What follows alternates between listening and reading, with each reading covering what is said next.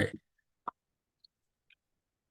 right, so we are joined from Sacramento, California, Sacktown, by Jerist Roberts, host of 94 Feet with Coach JT, graduate of Alcorn State University, native of the Sacramento area, owner of so many things, got his hand in so many things, mental health advocate, selling merchandise, interviewing athletes, you name it. Thank you so much for joining us. We got our entrepreneurship class here at Velma Jackson High School. We're recording this for all of our friends at Madison Central High School, Ridge High School, Germantown High School, and our YouTube channel. So thank you again for Sir. joining us from the West Coast today.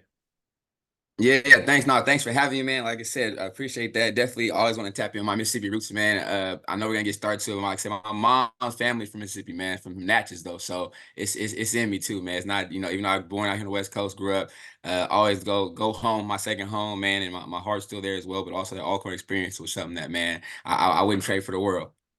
Yeah, and that's what and I wanted to start out with that because you went to community college out in Sacramento, played basketball at Yep. Sacramento College.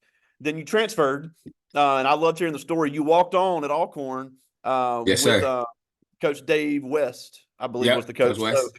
Yep. with Coach Dave West, it was his first year there. So you walked Yep. on at Alcorn because you had your Natchez roots and you got the HBCU experience. Now, obviously, this is an entrepreneurship class, but with it being a Yeah. school, we want to talk about people's college experience. So you Right. did the community college route to a HBCU route. So talk a little bit about that Yep. experience because we may have some kids that are thinking about doing the community college to For sure. HBCU route. Yeah, for sure. And I would say this off top, just realize it early on. I know nowadays they have more outlets, right? Again, it's hard to believe, but it's true. That was almost 24 years ago. But the outlets, right? I knew early on coming out of high school, like, okay, I mean, school wise, right, man, I need to go to jet. My mom said two choices. You either work or you go to school. Okay, well, I still had a little job, but I didn't want to leave the house yet. So I went to college, but also playing basketball was still an option. But it was something I knew it wasn't like probably number one for me at the time, even though I still loved the game. I was like, I want to do it. But junior college, man, like I stayed home for 2 years, but still grew up a little bit more. I mean, I was a young freshman in college. I was 17. So, now times kids reclassify and do other schooling and get a little older. But I was like, yeah, junior college is cool, but also Sac City ties. My sister went there. My auntie worked there. I was around the I was little. So I said, you know what? Let me give this a shot. Let's go ahead, go to school, further my education. But then also, one was I was passionate about youth. I have my undergrad degree from Alcorn in child development family studies. So I knew early on, though, like being around children in that kind of atmosphere was something that was dear to me, and I wanted to be a mentor or somebody who could help give young children, boys and girls, just a mentor, a male to look up to. So I think that was a passion early. And Sac City had a great child development program, so I went through child development there for 2 years. Played 2 years of basketball there. I wrote actually I think I just texted this in a tweet or a post. I was the last guy on my to make that team my freshman year at Sac City. However, the coach gave me an ultimatum, right? Like, hey, you want to be the 16th man, or you want to be cut yourself? And I was like, I've never ran from anything. You know what I mean? And so I said, now I'll make the team, knowing that I just need opportunity to play and I can showcase my talent. I might play more, but I took that and ran with it. And I would say by the end of by December that first year, I earned a starting spot, man. I didn't look back after then as far as junior college goes, but junior college is good for me, man. I stayed close to my boys. I took my share of classes, went to summer school, got to work, and just mature a little bit as a young man. Still was young, but also go through some of those experiences as far as trying to maintain a job, academics. Our coach was tough, man. My first two games, our freshman year, I'll never forget it, man, or sophomore, I believe. My coach left my best friend, our best player, at home for 2 games. He didn't go to study hall one class and he didn't do something else. But coach said, hey, and he finished play over 15 years professional league, professional overseas. He has a Sac City school record. But he said, man, if I don't make an example out of you for yourself and for the team, what kind of coach am I? And we thought, like, man, if you're gonna leave this dude at home, a 6'6", 6'7", all league forward, I mean, D1 player, he'll do it to us. But we made sure academics was first priority for us, man. And I left Sac City, man, and it was like that summer was crazy. Not knowing what's next, man. Not thinking. And my mom had, my mom went to school with Coach West. So again, I owe both of them a lot of love and Coach West a lot of support for the opportunity. Call them right, but you know how mom's right. I get down there. Coach said, "Hey, what's up, Jay?" I'm like, "What's up, Coach?" "Oh, okay. You're not as tall as I thought you was." I said, "Uh-oh." I said, "What'd she say?" Right? So just she thought he might have thought I was a 6'4" point guard or two guard, whatever it was. And I was like, "Oh yeah, I'm nowhere near that." So, but my first year I had to sit out though. So that was a little bit of adversity, right? Because I transferred, but not with the AA at the time. So getting down to Alcorn, I never visited. I've been to Jackson State. My auntie went to Valley. My uncle was Jack State, but never went to Alcorn when I was older. So just that first day, man, going up that stretch, I was like, oh my gosh, what am I getting myself into? But again, because that road, right? I'm in the city, right? Think about it, California, highways, fast cars, street lights. I get off to Jackson, we take an hour and a half ride. I'm like, wait a minute. I remember my grandma's house being small, but I'm like, now I'm older. I'm like, wait a minute. I've never been to Alcorn campus. I just always heard about it like that. I go up that stretch, man, and get to that gate, and I'm like, oh my God. And I'm waiting in financial aid lines. I'm doing stuff. California back then it still was a little slow, but we had online stuff. I said I had to sit in fast for line for an hour, 2 hours, just like this, waiting. But just knowing that I wasn't going to go home. I mean, even opportunity. And the coach said, Jay, I know you got out this year, but I'm willing to give you opportunity. Now it wasn't granted to me. You know what I mean? So I think that it builds character, man. I tell a lot of people, man, as you know, sometimes you make it in Mississippi or down south at a HBC or a school down there, you can make it anywhere. But I love to think that I took some of the California as far as being able to multitask, be able to communicate with different people, and still use to my advantage, but also know like, okay, look, man, I'm out here for a reason. I can't really go back home. You know what I mean? I'm not sure what home, I'm saying, what's going to be next when I get home, but I know if I got a degree and stuff like that, it made these, I would say the networking too, entrepreneurship, right? Business, networking. Some of those people I went to school with to this day, as you can see on my podcast, I try to highlight a lot of HBCU people no matter where they're at, but especially our Mississippi Alcorn people, they're doctors, lawyers, nurses. They got businesses. I'm like, hey, I was in the school with these people when we were immature, immature young adults, right? But just being able to do relationships and help people businesses right now and just highlight them, man, because that struggle, right? Because you go through down south, anywhere you're at certain times of year. We went through Katrina together. We went through certain type of, stuff like that to where it built us character, but also with those relationships, man. Like one of my best friends actually, Terry Large, met him probably the second, third day I was there from Durant, Mississippi. Little old Durant. He ended up coming to Alcorn, finished grad school, but he played junior college basketball. Ended up playing with actually my sister's cousin at Connor State. And after that, it was like a big brother to me, man. And he took me under his wing, you know what I'm saying? Let me use the car. I had to go to Natchez and drive, see grandma. But also I would say that communication with the staff, man. Shout out to Alcorn staff. I mean, just taking the kid from Cali, Ms. Zanette Wells, it was so many people, man. Dr. Proud, who was over my dean of my department, just taking me under their wing and just being like those mentors, but also being comforting, man. Because some nights out there, sometimes it got a little rough. You know what I'm saying? Yes, grandma and grandpa were down the road, but it was, man, I'm just not home. But they did a good job of just being structured. And I will say this, man, shout out to all the classmates, man. I'm in a female dominated field as far as child development. There was maybe one other male with me. So me and him, of course, was tired. Like, look, man, but also me trying to be an athlete was tough. Those early 6 a.m. practices in the dark out there, but also having good classmates. Hey, Jay, all right, Jay, what you got going? This is what we got to do. Tap in, email me or contact me, get back. And I got you, say, we'll support you on that aspect. Knowing that, hey, I was out here to play basketball too, you know what I mean? But the student athlete came first. I couldn't play basketball without grades. So, man, it was good. Like I said, man, those ups and downs, those great nights, those losses we took, you know what I'm saying? We lost some classmates. But again, man, those games, football, basketball. I tell my boys to this day, man, like, I'm sorry y'all didn't choose right. Y'all didn't pick HBCUs or down south schools, the atmosphere, but now I'm so happy to see it being highlighted, especially on the West Coast, man. That's what I want to do more. Get more West Coast kids down south. Or I've been hearing some rumblings, and I'm going to say here first, somebody's trying to bring a HBCU to the West Coast. I don't know what it's going to look like. I know it's not down south, but still that atmosphere, somebody's in the works of trying to do that. So I would think that's good because it just helps culture, I think, of students. Something different, um, something new and upcoming still for them, but also it's a lot of culture, right? A lot of history behind HBCU stuff, man. And one thing I'll tell people, the ag school, right? I didn't know as much. Like Alcorn was an agricultural school.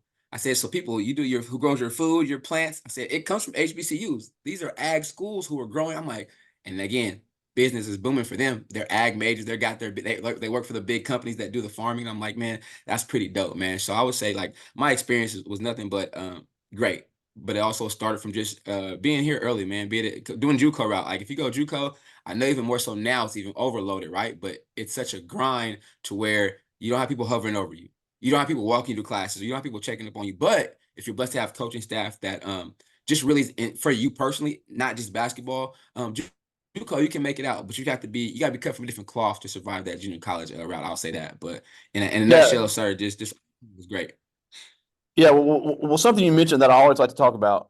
We have so Yeah. many kids out there that, especially, we'll see this later. They want to be athletes or they want to be on some type of Mm-hmm. scholarship program at a college. There is a lot of commitment and a lot of time in that. It's not something you just show up and do. I tell this story all the time, and people may have heard this, but it's a great example. When I was at Yeah. Southern Miss in undergrad, Southern Miss had played a football game on a Thursday night on ESPN in Birmingham, Alabama against UAB. They got Mm-hmm. home 2, 3 in the morning. The next morning at 8:30 a.m., I'm walking across campus and I walk right past Marvin Young, who had played the game the night before and started at receiver for USM. And I was like, dude, you okay? How'd y'all get back? He goes, yeah, man, about 3 a.m., but I got a test. Coach said I can't miss it.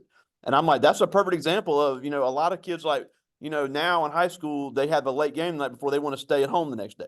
I'm tired. I can't go to school.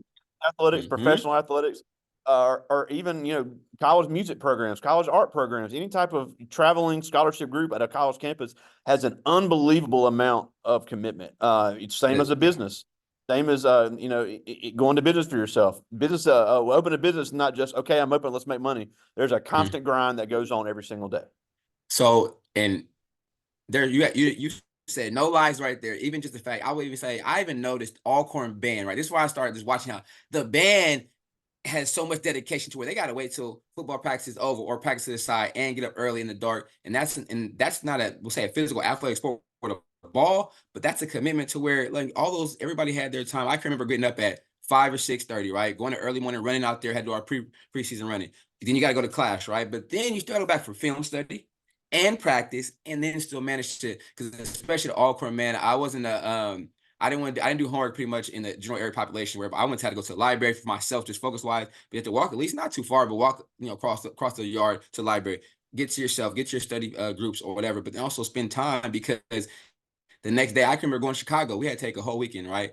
And again, we're not flying Chicago. We're on a bus. We're busing that thing 6-7 hours on the bus, there, back, and try to play games. But also, wait a minute. Yep, Coach West, bring your books. We got book time. He didn't play about those books. Education, we got those books. And it was just like, man, because also I know in high school and college, I saw some people or some teammates who didn't get to play because they didn't have grades. And even my first year of high school, my sophomore year, I had to sit out half a season because of my grades. And I was like, oh, yeah, this is not a good feeling. All my boys playing, all that, but it's like that dedication, but it helps for the real world too, like you said, right? You got to be on time for work. You should be on time for practice. And that's what I try to relate to my players now in entrepreneurship, right? I'm going on 3 years with the podcast, over 100 and some episodes, but man, I didn't realize about monetization because I'm still independent. Nobody's sponsoring it. I'm putting it out myself. So basically I'm working my work money, putting into the podcast, paying for platforms, paying for streaming. I'm like, wait a minute. I'm not really generating no money yet. So as you get to that point too, where somebody told me, man, if you make it past 10 episodes or 10 anything, you should celebrate those wins. However, nobody understands that grind sacrifice you're doing because it's coming out of your own pocket. You know what I mean? I'm not assigned to anybody, but also it's refreshing because I can go to interviews with you, different people like that without having to answer to anybody. However, as you know, yeah, we'd like to make a little some change off this eventually, but I will say this, I would like this platform as a tool though, right? You're using it as a tool to help students or people see that you can correlate sports or different things, entrepreneurship, but also just share information that they may not have. And that's one thing I get a delight out of that. And also the conversations I have with somebody new. Like, right, if I don't have this platform, if you're not doing this, we don't meet. Or we don't, we don't tap in via social media, but also you have Mississippi ties. Ooh, for me, even better. Like, I still love going back to that. Is home for me. That's always going to be home. So I'm like, I want to be able to just reach different people, man. And I would say anybody interested in entrepreneurship, write a lot of stuff down. Those tips for sure right now. Just write them down. Check them off too. Like, try to check them off. You can start small, start big, whatever you want to do. And also, again, I would say, man, don't burn bridges. Don't burn bridges. Communicate with people. Share your information. But also, sometimes I would say now, you can't tell everybody everything. You got to wait till it's done, accomplished. As I say, pop out on them. Now I'm out there already done. But you do want to be in those rooms and atmosphere with people who are like-minded, sir. Like, I realize that, man, you got to elevate yourself a lot if possible and kind of shift. You may lose some people. Everybody can't go as they say, right? But you know what I'm saying, you put yourself in that environment, put yourself in that room to where you know what, okay, look, hey, I'm rubbing shoulders. I'm doing this, man. And also use your I say your resume as your background, like those people who you've known before, like my college teammates, stuff like that. Oh man, I'm a phone call away. I need to interview. All right, Jay, I got you. Hey coach, what's up? How you doing? Jay, I got you. But that's based off of the relationships and the I'm saying, the rapport that I built through communication, because I've been a big relationship value person since, just in life, right? I grew up in church, again, being down south out here too, church was always in us, but they were like, you know what, just respect others, respect others and treat people how you want to be treated, because that's how, if you believe in something, believe in God, that's how, God Jesus is, So I was like, always kept that first, because I just wanted to be that way. It's easier for me to be polite and cordial and respectful to people than to be the other way around. So in business, sometimes that is your best attribute. If you're polite, cordial, and you shaking hands, looking people in the eye, that goes a long way for people's business, man. You never know who might want to write that check for you too. Absolutely. Now, that's a great segue into tell us about 94 feet because, like you said, you've been going about 3 years. And what I think a lot of people don't Yeah, understand, you have kind of people, I want to be an influencer, I want to be a TikToker, I want to be a podcaster. yeah, It's not just something you wake up and start doing. You got to promote yourself. There's obviously cost involved. You have to be able to get right and produce great content. So, talk about all that goes into it and how how you started and what all goes into it. yeah. And I also think you made a great point too about so entrepreneurs in any field, you're not going to make money immediately. You have to, there Nope. it is an investment of time and investment of money. So talk a little bit about that path because that's pretty Yeah. interesting. Yeah, so of course, during this COVID thing, man, we had a lot of downtime in the house. So I had my you know what I'm saying, people at the house, just doing that aspect. And I was like, well, okay, work was only half day for school because I was doing special education, aid as well. And I was doing online, also a college professor part-time, as a professor. So online classes, but everything was done by about 12. And I'm like, whew, no hoop, no basketball. I'm like, okay, I got some time, man. But I did an interview with somebody by the name of Straight Talk with Straight Hand out here. And I have been watching some stuff. I even watched like the Brandon Marshall stuff, and I was like, man, me and my boys talk sports life all day. I said, I could do this. I mean, as far as in sports basketball, right? Using the basketball, I'm like, man, I love talking about hoop. I'm a student of the game. Like to no other avail, maybe it may have been, I wouldn't say too much, but I've all like, I mean, even my auntie younger, she's like, you're gonna be a coach. All right, you're gonna be, I'm like, but I've always known how to play all five positions on the court. I knew where everybody's supposed to go. I was a great, I like call myself a good defensive player as far as that goes. So I had to watch tendencies, but I was like, I can talk about sports and life. We talked to my homies about that. And I was like, you know what? All right, I asked, oh, you gotta ask, right? I said, hey man, I know we did a podcast. I'm not trying to, I didn't tell the competition part, but I said, I hope you don't think I'm competing with them. But I said, man, what to do to get started? No, he didn't question me. He didn't second guess. He said, hey, Jay, this is what you got to do. He said, he walked me down that path. And I was like, oh, I said, all audio or visual? He said, he does all audio. I said, well, I can start audio. He said, Jay, just get you the iPhone. I got this mic suggestion for you. You can buy your little microphone here. You can do audio only start with. So in my walk-in closet in the house, I said, all right, I'm going to try one. So again, called my boy, hey, man, I'm doing this. I'm going to try the podcast. You be my first guest? Yeah, Jay, I got you. That was February 2000, I think 21 maybe. And I was like, oh, okay. But then from there, it was like, okay, how can I get better? I started watching more podcasts. And I was like, okay, I want to do a little better. And then they were like, well, one thing my friend said, Jay, you made it past 10 episodes. Keep going, though. But also, I didn't realize that you got to schedule people. You got to call. And I'm in the West Coast. So now I got time restraints. Okay, wait, you're 2 hours ahead, 3 hours ahead. Okay, wait a minute. I got to work too. But I'm like, okay, well, let's schedule something afternoon. And during the COVID, I was like, well, afternoons for me work. I was recording. And I was like, okay, this is okay. But one thing that made me feel even better is when I got response from my peers though, because it's hard to get people. You don't know if they're really watching or listening. They may hit the like button, but you don't know if you listen to your content. And I'm like, okay, well, you know what? Even this is for me to start out with. But then once I start to see the report, and then I'm a Sacramento native, of course, right? But people are like, hey Jay, that was a good show, and I was like, oh, that means you watched it. Because I didn't look at the subscribers. I'm like, okay, like, hey, I like we talked about this. And I was like, okay, that means you at least heard a little bit of it. And so after that, I was like, you know what? Watching more shows, I said, I can grow this thing. But I didn't realize early on, because I always wanted to find something that was like my niche, right? I tried little small stuff growing up to do stuff to make money. I still train on the side as business wise. But I was like, man, do I want to invest in this? But I was listening to people that say, man, you got to invest in yourself. You have to go in like there's no plan B. I mean, I couldn't halfway do it like, oh, I want to do a podcast up, but then I was like, nah, okay. So every time since the past year, I just try to add stuff to the podcast as far as goes. But as with that comes a cost. When I started doing live shows, I had to invest. Okay, I got to pay for a live show again. Relationships might give me a good deal, but it still cost. Nobody was giving me money. I was in the studio for a year here in Sacramento. Shout out to DJ Eddie.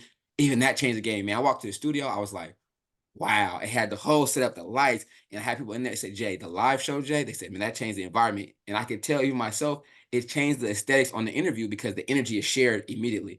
I'm talking, they're talking, we're listening.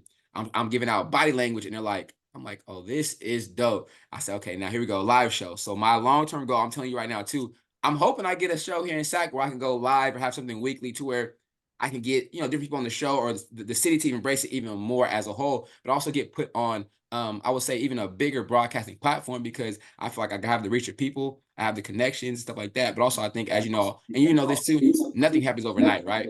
We have to put in time, which I feel like I've been doing behind the scenes and in front of people. But also it gets those times where sometimes it's tired. Think about me. I'm a varsity head coach, adjunct professor, stuff like that. And I'm in the community, but also all those things require the time.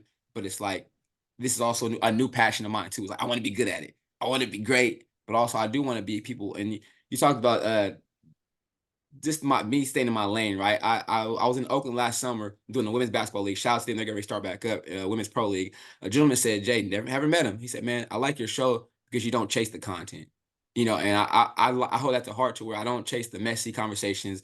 I don't chase, the male female bashing or vice versa, things like that, because of course, as we know in society, that sells, right? That gets you views, but that's not what I'm about. So I want to make sure, I just want to keep it that way because I just feel that's what will set me apart. Hopefully somebody sees that and say, you know what, he's different in an aspect to where he's not out here reporting the drama or bringing this and that, but also he's bringing quality content where people say, hey, I want to watch his show, or they appreciate me highlighting them in their business or them in their schooling or them in their life story. Because I think the small people, as far as that, the small stuff matters too, right? The small stuff matters. The people who didn't have a big platform to grow, who weren't the best players, don't have the big businesses then, but they have them now. I think that matters because I was the little guy, right? I was 160 pounds in junior college, soaking wet.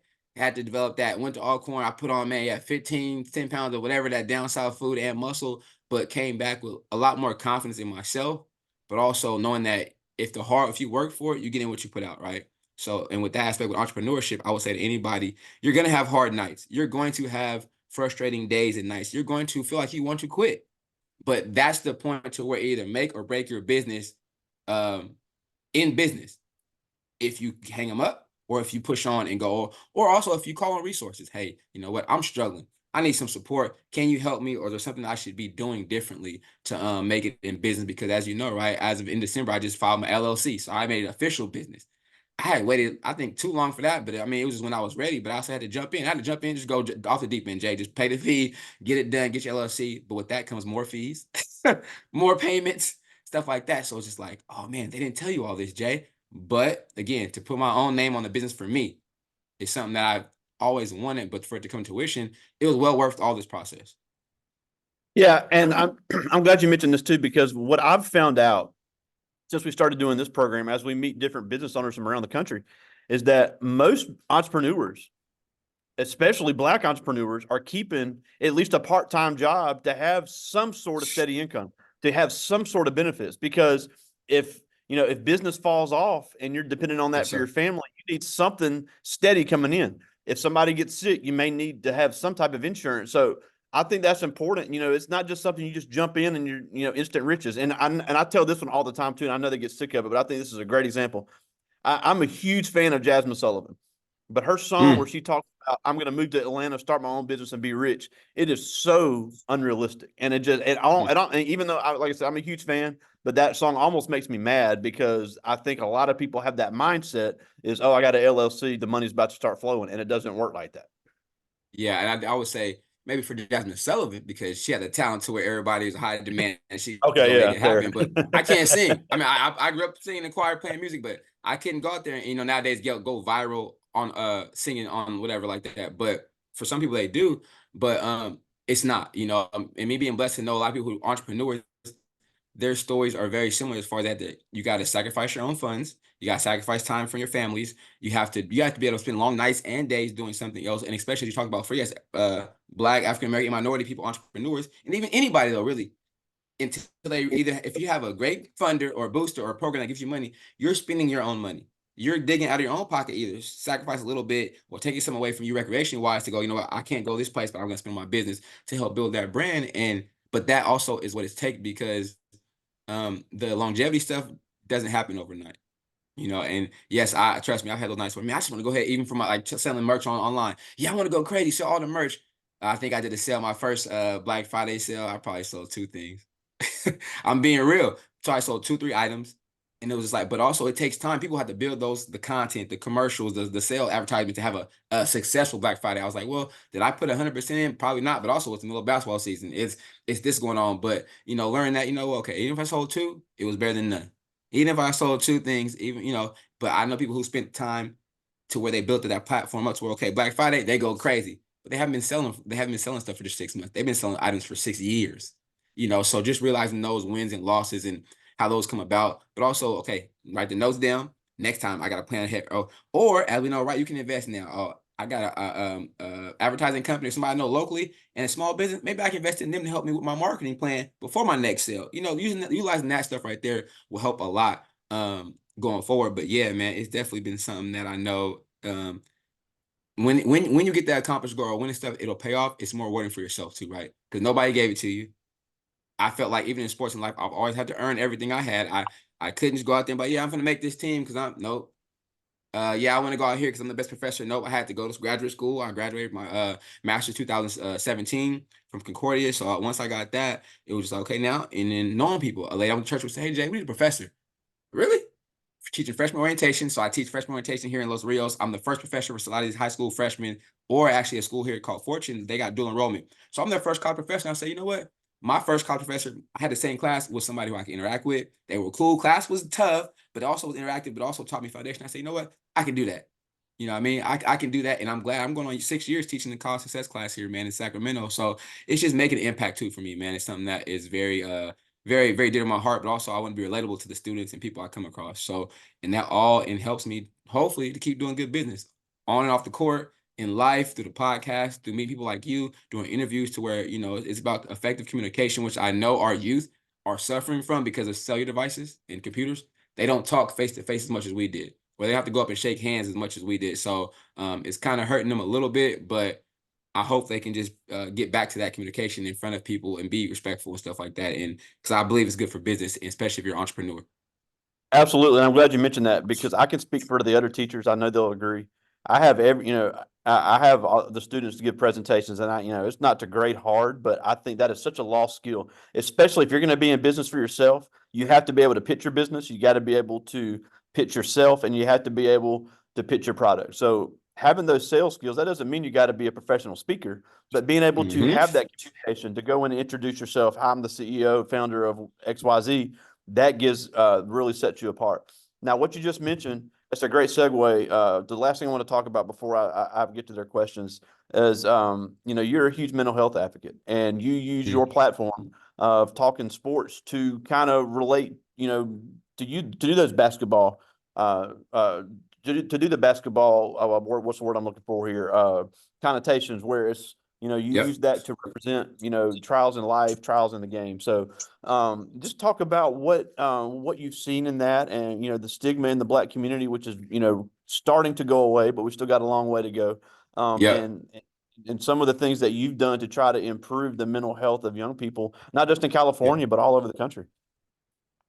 I mean, and it's been me being my own the example, right? I could say as coaches, man, and I think more coaches sharing this now anyway, is it can get so bearing on you physically and mentally trying to play certain kids, certain parents on emailing you behind your back, or emailing the staff trying to get you lose your job, or because the way I mean, if you have a different way of teaching or disciplining than they may like, they don't like it. They want your job. You're at will employee now, because most high school coaches now, especially in the West Coast, don't work on campus. I had the pleasure of doing that, but that was through mental health and other stuff like that. But they're not full-time coaches on campus. It's rare that they're used to be the PE teachers or the camp coaches, but now so you're at will. You can get fired at any time. So it's a lot of stipulation with that. But then the stress of it, long days, wanting to win, wanting to compete.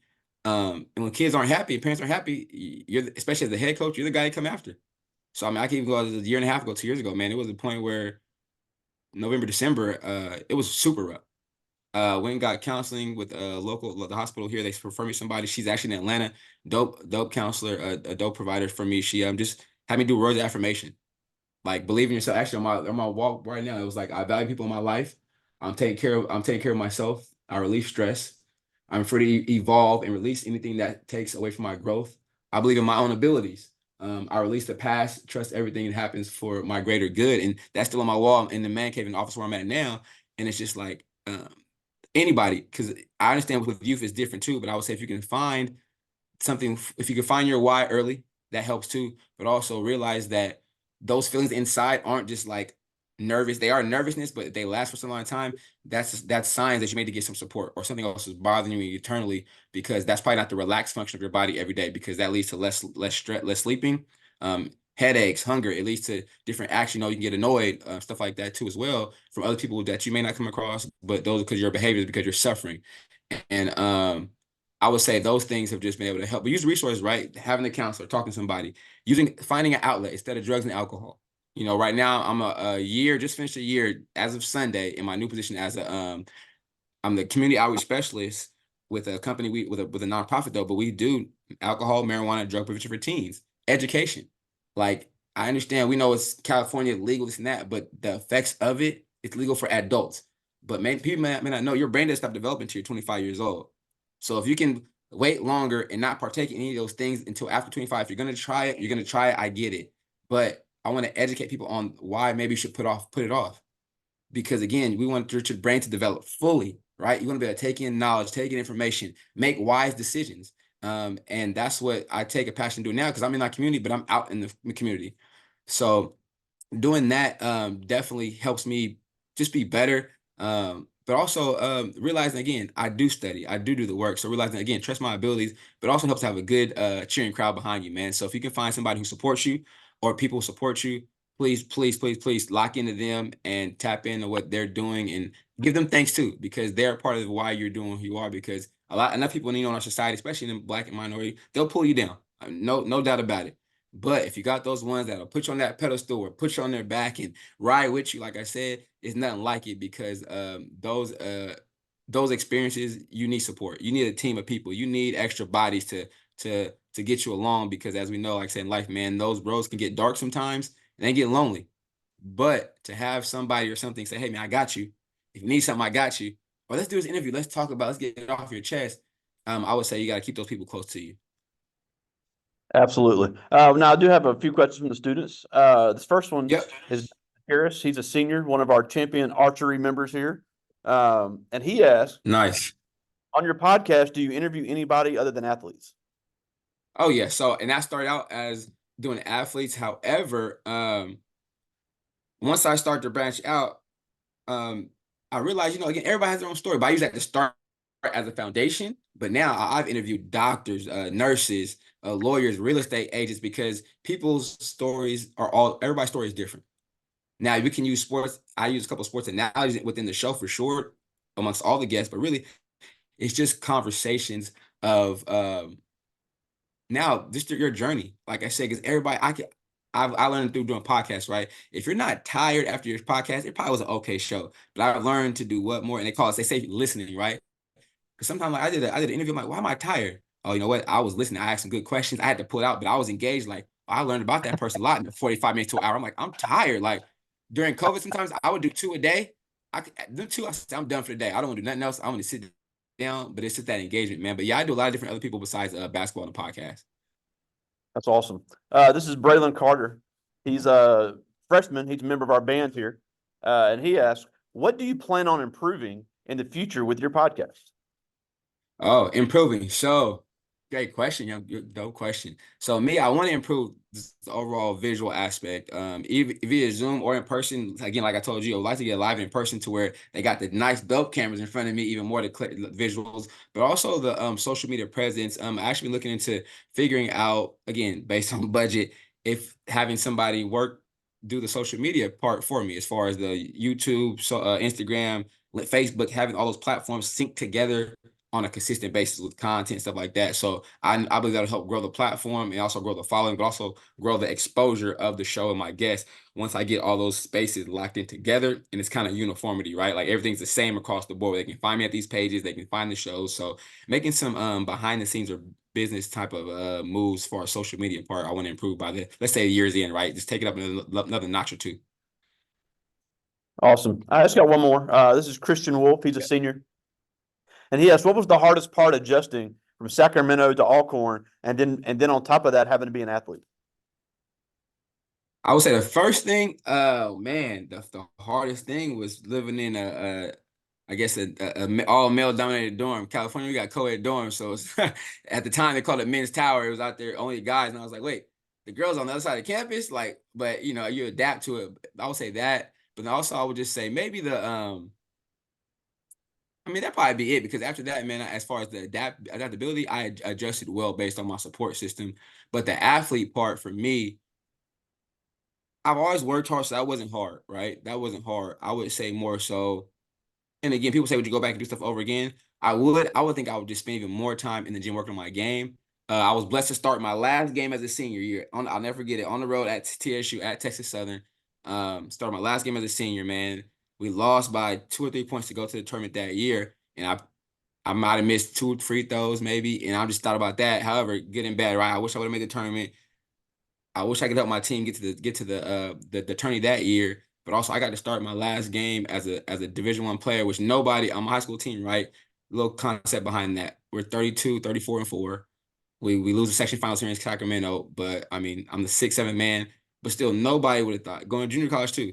I make the team last. I start starting, break the school record for field goal percentage in a game, stuff like little stuff like that behind the scenes, but just stuff that my story wasn't written based upon what I probably should have been doing. But I altered that by the hard work and grind mode. And I go to Alcorn, man, and everybody's like, "Man, you from Cali? Okay, cool. You get a nickname, Cali, whatever." But I was like, "Yeah, I'm here to hoop that, hoop what?" But I started playing the old gym during that my red shirt year. After that, I was the first one again. I'm the first one running line drills. I'm the first one running the mile. I'm the first one up trying to get there. Because I knew I just had a goal in mind, right? And to get that close now, I played junior college ball. Wow. But now I get a chance to play Division I. I don't care what anybody says. I still got the video games in my room. I got the NCAA basketball. I got those to where my not my name back then wasn't on there because NIL perfect didn't have that. But my number is on the video game. Like that is me. Stuff like that. It was like that came at an earned cost and it wasn't given, you know. So that probably was the biggest sacrifice as far as just ramping up the work ethic, junior college to college, man, and being down in Alcorn experience because there's nothing like it. Like I said, you go to the rivalry games, you get the big games, football, basketball games. To be a chance to just say you're a college athlete on any level is a blessing, right? Today, kids may take for granted it's not just Division I, D2, NAIA, Division III, junior college. It is a grind, but also sacrifice. But also the goal is going to be the ball will stop bouncing one day. What will you do when that ball stops bouncing? Can you take your same mentality from the sports you grew up with had to mesh that together to be successful in life, man? I think that's what I'm trying to do now and teach these young men, even the women I train or communicate with, coach at times, lucky to be able to do that as well. That's awesome. Well, we're almost out of time, and we thank you so much for Yep. joining us. But a couple things before we go. First of all, tell us where to find your website, 94 Feet with Coach JT. Hey, that's it right there. 94 feet with CoachJT.com. You can put the number 94 feet with CoachJT.com. It should come up on your Google searches, Instagram, Twitter, Facebook as well. But also, if you hit the bio in one of the Instagram pages, it should take you right there, man. Definitely, we got some merch up there, working on some new stuff, but also some information about just upcoming events. And also, you want to check out the latest podcast, you can hit a link right to the podcast. I got a playlist going from top to bottom, so you can check out some former and current guests. I saw you just had Jamie on your show. Shout out to Jamie, man, and what he's doing with that. I actually had my high school boys do his book activity for a couple assignments, man. I went to Alcorn with him for a second. Yeah, just tap in with me, man. I appreciate you guys. And again, for you though, thanks for this opportunity. Like I said, it comes now through just like randomness of communication or back and forth. And like, you know, and I'm gonna jump on opportunity to tell my story, one, but also help other people platform reach my side of the country or my side of the states as well. So build that following for all those kids. And I will say this to the students. Know that the results won't come easy.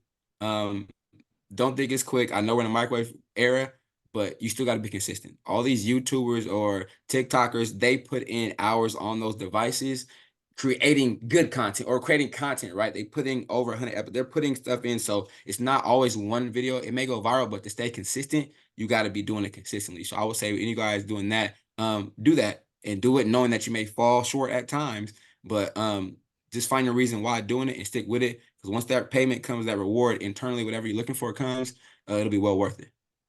Wow, took the words out of my mouth. The demand is high, but the rewards are great. Love it.